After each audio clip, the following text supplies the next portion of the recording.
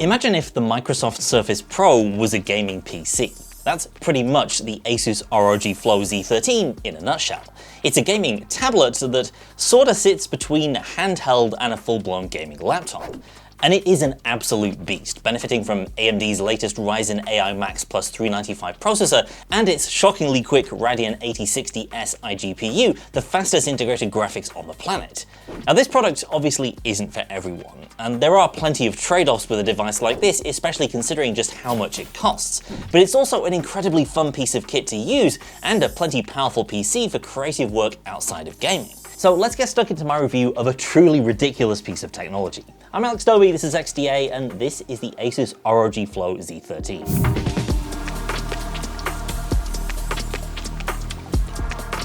The ROG Flow Z13 is technically a tablet, but its general weight and heft is much more in line with a traditional laptop. It's more than half an inch thick and tips the scales at 1.2 kilos, about the same as a 13-inch MacBook Air.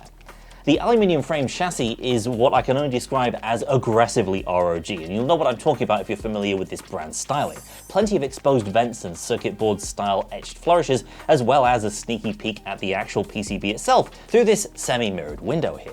All of this contributes to a design that wouldn't look out of place attached to the side of a board cube.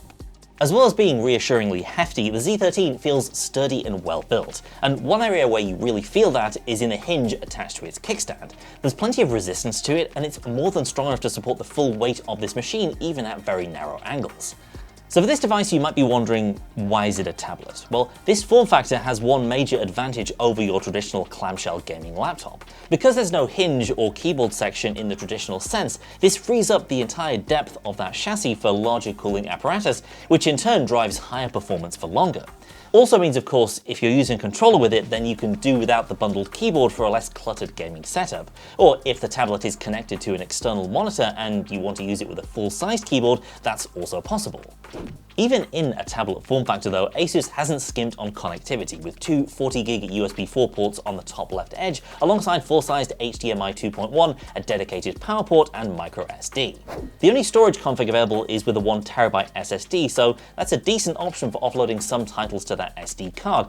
I've been using a fast 512GB card here, and in titles like Doom Eternal and Hitman 3, I noticed only marginally longer load times with no in-game stuttering when running them from the SD card. Over on the right edge is a single USB-A 10GB port, nice to see ASUS not skimping on speed for that one, alongside a 3.5mm headphone jack. Up top here you've got a smartphone-style power and volume key alongside ASUS's command center button. That conjures up this shortcut bar that you can use for everything from changing performance modes, screen recording, and some handy window management shortcuts as well, or hopping into the ROG Armory Crate app. This is your full-blown app for managing everything about this ROG tablet. A lot of it I've found to be kind of superfluous, like game grouping and the live wallpaper service, but it does also group all your device's vital stats in one place, and also gives you a few specific toggles for saving power when you're on battery. And it's also the place where you can specify how much RAM you want to dedicate to the iGPU. No need to boot into the BIOS and mess around if you want to change that setting. If you want to use this thing for creatory tasks like video editing, you'll probably want to leave it at the default 4GB. If it's purely gaming you're interested in though, you could bump it up to 8 for smoother gameplay. For all our benchmark tests though, we've left it at the default 4. The keyboard cover here feels just as heavy duty as the rest of the device, attaching with a reassuring snap and staying stuck reliably in place. Key travel is comparable to that of a regular laptop, and ASUS has upped the size of its trackpad compared to the previous gen, which is a nice little bonus. The display itself is very much geared towards smooth gaming, with an impressive 180Hz refresh rate, 2560 by 1600 resolution, and 500 nits of peak brightness. And while you don't quite get the deep blacks and very high contrast ratios possible in some notebooks with an OLED panel, this is still a bright, punchy display, and fast-paced titles look amazing with that higher refresh rate. What's more, the 13.4-inch display diagonal means its footprint is still reasonably portable, while also allowing much more visual real estate than you get out of a gaming handheld, even the much larger models. What makes this thing special though is the chip powering it, AMD's new Ryzen AI Max Plus. I'm using the higher end SKU with the top end 395 chip and 32GB of RAM, but you can configure it all the way up to 128GB if you are an absolute madman, or if you just plan on using this device for say more video editing, development, or AI workflows as opposed to straight up gaming. Benchmark wise, the numbers really do speak for themselves. In Geekbench it outclasses Intel's Lunar Lake chips in CPU performance. Graphics wise, the numbers are unprecedented for an integrated integrated GPU, truly demonstrating the power of the RDNA 3.5 Radeon 8060S lurking within. These are figures that only a short time ago you'd expect to be getting from a full dedicated gaming laptop GPU, and stress tests demonstrate just how well it can maintain that performance over time. But high endurance over time also means high power consumption, and this is a battery-powered device after all, so how well does that 70 Wh cell cope with gaming on this powerhouse of a chip? Well, if you don't enable any of the power-saving software features, it's absolutely possible to kill it off in under an hour of gameplay in many more demanding titles. With some battery-related guardrails in place, you could probably eke out a couple hours of gameplay, but that would definitely be with a hit to your refresh rate and frame rate. That's towards the lower end of what you get out of a less powerful gaming handheld, and it is an example of how, despite using an iGPU, this product still falls victim to one of the major pitfalls of full-fat gaming laptops, that they're portable, with a major caveat that if you want to avail yourself of their most impressive levels of performance, you'll need to do so while tethered to an outlet. It's also worth remembering that while the Z13 can be charged over USB, for example by a monitor that also supports PD charging, if you want to be 100% sure of not losing any battery power while gaming, you'll want to use the bundled power brick, which can provide a generous 200 watts of juice. To be fair to ASUS, this thing does also support 100 watts of charging over PD 3.0, which in theory, given the TDP of this chip, should allow it to not use any battery power while gaming at full whack. But the number of monitors that can provide that much juice over PD is still relatively small. Most of them max out at around 90, 93, 94 watts. That means for most of us, the power brick is likely going to be an essential companion for this device, and because of the placement of that port, it can look unsightly when it's plugged in. But hey, if you do have a fancy new monitor that can provide enough juice over USB-C, and you invest in a nice looking right angle USB cable, you could have a pretty slick looking setup here.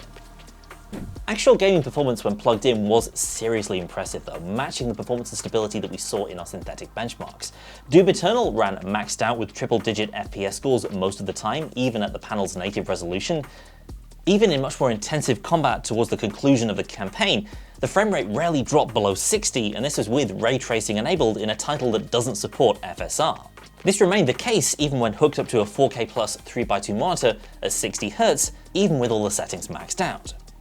The Outer Worlds was another title that played silky smooth on this tablet at native resolution and ultra detail settings. Frame rates mostly stayed in the 60 to 80 range, with very occasional dips down into the 40s when there was a lot going on screen. Once again, this is a title that doesn't support FSR, so this is all native performance here. In games that do support AMD's AI upscaling and frame generation technology, you can lean more heavily on that generative tech to boost performance well beyond the raw rendering power of this GPU. Hitman 3, for example, was able to boost its frame rates into very much playable territory, even with all the various ray-traced bells and whistles turned on, outputting this title to an external 4K plus monitor. It's a similar story in Cyberpunk 2077, where the title's freshly minted FSR 3 support gives an impressive FPS boost, though like most laptop-class devices, this title will still struggle with ray tracing enabled, with frame rates in the 30 to 50 range, and you can cut that number in half if you enable path tracing. As more titles land in the coming year with ever more demanding ray-traced graphics, I think this not-so-little tablet should be well equipped for what's to come.